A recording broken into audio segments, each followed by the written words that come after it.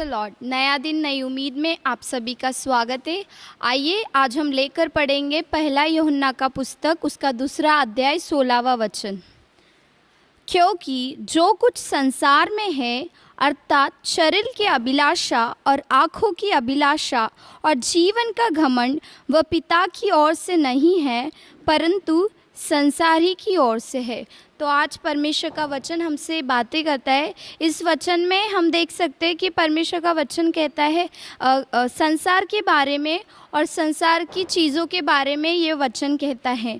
अगर हमें इस वचन को अच्छी रीति से समझना है तो इसके पहला वचन हमें पढ़ना पड़ेगा, 15वां वचन, जो कहता है तुम न तो संसार से और न संसार में की वस्तुओं से प्रेम रखो।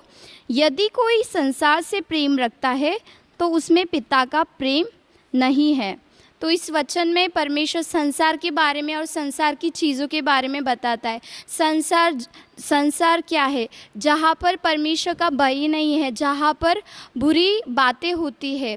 और संसार की चीज़ें क्या है? 16वें वचन में परमेश्वर का वचन अच्छी रीति से बताता है कि शरीर की अभिलाषा, आँखों की अभिलाषा और जीवन का घमंड, ये संसार की चीज़ें। तो ये वचन कहता है कि जो ये चीज़ें करता है, जो व्यक्ति ये करता है, उसमें परमेश्वर का प्रेम नहीं है, वो परमेश्वर का नहीं है बल्कि संसार का है।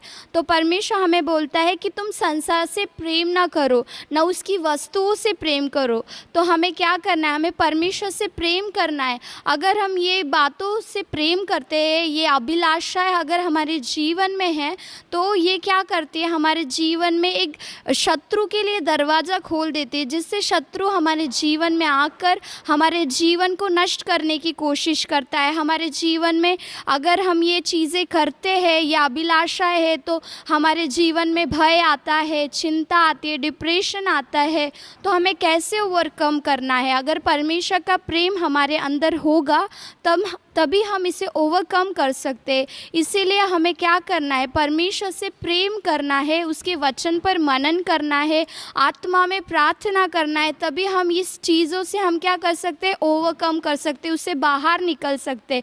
जब हम परमेश्वर के करीब रहेंगे तो हम क्या कर सकते हैं? इन बातों पर हम जय पा सकते हैं, क्योंकि वचन कहता है कि जो उत्तम प्रेम रहता है वो सारे भय को निकाल देता है।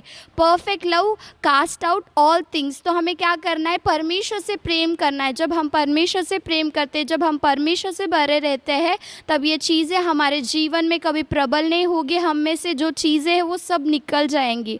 तो हमें क्या करना है? हमें परमेश्वर से प्रेम करना है, हमें संसार से प्रेम नहीं करना। अगर हम संसार से प्रेम करते तो परमेश्वर का प्रेम हमारे अंदर नहीं है।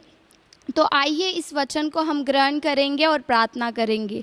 स्तुति हो परमेश्वर, स्वर्गीय परमेश्वर, हम आपको धन्यवाद करते राजा, इस वचन के लिए हम आपको धन्यवाद करते परमेश्वर।